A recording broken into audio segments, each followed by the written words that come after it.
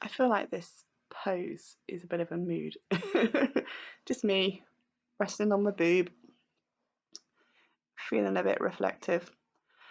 I often get asked if I'm against formula, if I hate formula, if I think everybody should exclusively breastfeed, and I don't hate formula, and I don't think everybody should exclusively breastfeed. That's utter nonsense. The vast majority of the people who see me are combination feeding or formula feeding. It's less common for me to see somebody who's exclusively breastfeeding. And one of the roles that I have as an IBCLC is to ensure that if a feeding plan is needed, that baby is safely fed. That's rule number one in infant feeding support: feed the baby with breast milk if it's available and desired, and with formula if that's not the case. There's no debate around that, and it can become quite upsetting when people accuse us of wanting to put breast milk above the baby's health. That's utter nonsense. You don't train for 4 years to become a clinician, and considered an expert in your field to starve babies. That's utter rubbish. But it's upsetting, and there are some areas, some corners, who like to push this message that lactation consultants are against combination feeding or against formula. And I just want to make it really super clear that you need to feed your baby. And if breast milk is something that you have available to you, then and you want to breastfeed, then do that. But if formula is your chosen method of top up, or your required method of top up, because there are reasons why you may not have a full milk supply, then feed your baby. Feed your baby.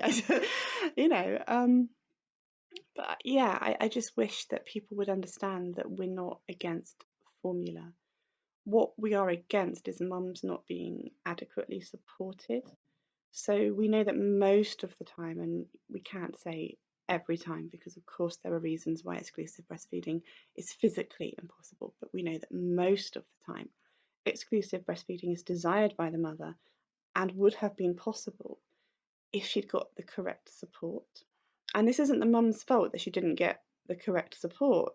It's the fact that our society doesn't value infant feeding, mothering, breast milk to such a degree that the first sign of problems, you're quite likely told to go and get some formula. In fact, tell me in the comments, were you told to formula feed your baby or to top up with formula if you were having a hard time in hospital, or were you encouraged to breastfeed? And either way, how did that feel? Because we know that sometimes actually, being told to continue breastfeeding exclusively may actually not be appropriate, and it may come across as militant. So let me know your thoughts in the comments.